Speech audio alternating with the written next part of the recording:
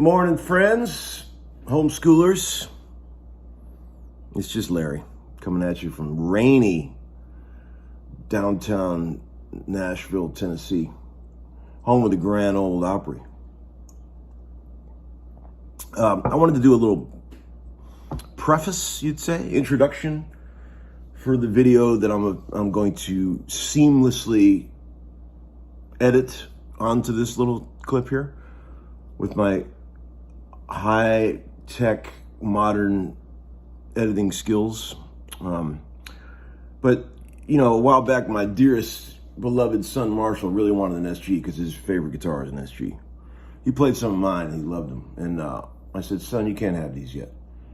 So I'll get you your own. So he's got this newish SG we got from Drew, and it's cool. He loves it. There's nothing like seeing the look on the face of a 10-year-old boy when he opens a case of a Gibson SG.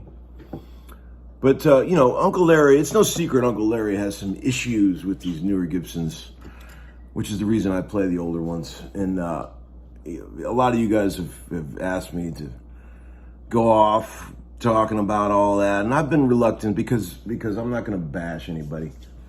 I'm a nice guy. But I will say one thing that drives me up a wall regarding these new Gibsons is the way they finish the backs of the necks. It feels like sticky rubber to me. I don't know if it's, I've asked Greg about it, I've asked some people if it's the lacquer they're using or what, but I just cannot wipe it enough. These are really hard to play like on any kind of outdoor gig when it's hot, it's super sticky. I like a finished neck, but it's got to be slippery and hard like an old one, you know. I don't like to be gummy back here, you know. So I asked Greg about it, and he said, well, there's one thing we can do, and that's what I'm about to show you on this video. And it helped a little bit, for sure. But I don't think I'm going to be selling my 61 anytime soon. Thank you guys for watching the videos. Hopefully you'll get some use out of this trick here. And thanks for all the kind words recently regarding the last few videos. Thanks for watching the Homeskoolin product. Go ahead.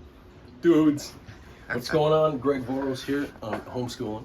So check it out. One of the things that we talked about on the last episode, and Tom talks about this all the time, is how much he hates that stickiness on the back of the neck on most instruments that have heavy finish on them, you know? It seems to be a Gibson thing. Yeah. But when you're playing, you can actually get hung up on it, and you can almost hear the squeaking like a basketball court when you're going by, right? And you can wipe it, and it still feels sticky. That's it. So first of all, why is it like that, Greg? I think it's because the finish is heavy. That's all. Yeah, the finish is heavy and it's polished out and everything is looking good, but you feel that hang up between the skin. Lord. So the way I found that you can really take care of that is to actually dull up the finish on the back of the neck, but you don't want to be able to see any of that. So when I tell folks to take 4/0 grade steel wool and take it to the back of the neck, well, it's really important that we talk about that first. You have fine woodworking grade steel wool, okay? This is like 1,500 to 2,000 grit with your 4/0. Okay. The Home Depot steel wool is more like 600 to 800 grit. So you don't want to go to Home Depot and use the 4/0 steel wool because it's way more coarse than the 4/0. And it'll just sand the finish right off. It won't sand the finish right off, but you're going to leave it with some scratches, some pretty deep looking scratches. Yeah. So you want to go ahead and take from this roll some of that fine steel wool, right? And when you come back, because it's so fine, it's not gonna scratch up the back of the neck. You're not going to be able to see it's doing very much at all because it's so fine. But when you go over the neck in that way, give that a feel already. Wow. Right? Yeah. Already it kind of kills that the rubbery feel. That rubberiness of it. And if you do it right in this way, you're not going to get to see any of the scratches. But then I always come back and give it a shine. Now, when you come back with this, since you already knocked it off, some of what makes it sticky, you're not going to bring that back necessarily when you just use some polish on it. I'm just going to make it so that it slides a little bit more. Give that a feel like in this area. You with me? Yeah. So I'll get on that just a little bit with the steel wool and just add some polish to it, and that'll keep keep you from sticking in that way, and it doesn't look any different. So what is this that you bought here? Well, this is industrial, you say? You get this from fine woodworking stores. You know, I've heard, and before, hey, let me make mention of this. I've done like 3 or 4 videos now going back over the last couple of years. And anytime I break out some steel wool, there's always some comments out there about how dare I take steel wool next to a precious instrument, Right. you know? This is something that every repair person has at their disposal. There's a time and a place for steel wool. I'm not saying to take a bunch of fibers and throw it on top of the pickups, you know, with the Right. magnets or anything like that.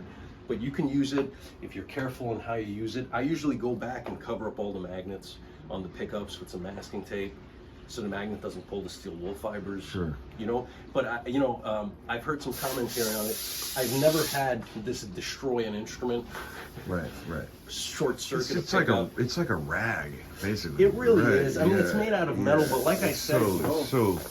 I mean, it's so fine. Fine. It's yeah, so super yeah, fine. Yeah. And like I said, it really does the trick when you come back, and it feels so much better already. Man, Jesus. God, dude, that's Right? a game changer. Yeah. That's amazing. Simple fix for that. But yeah, there's also, I'll make mention of one more thing. You know, steel wool has a use. Glues as well. Some folks think that it's one of those things that if you're a highly respected repairman, you're going to use hide glue for everything. And oh no, super glue, that's beneath me, or whatever it might be. Here's the facts. You're supposed to use every single glue. There's a time and a place for everything. There's a time and a place for super glue. There's a time and a place for Titebond. There's a time and a place for hide glue. All epoxy, all these different kinds of glues we use. But like I said, there's a time and a place. So if anybody ever glues a side crack with some super glue, you know, and says, oh my God, how dare you take super glue to that side crack? No, that was the proper glue to use for that. Glues you can use. Glues you can use, and there's a Yeah. time and a place for it. If anybody does a broken peg head repair using hide glue, it's hilarious. Yeah. That's not what you're supposed to use hide glue for. Right. That's not its intended use right, in that right, way. right. So that's that. All right, guys. Awesome, dude. Thank you. Is that cool? Beautiful.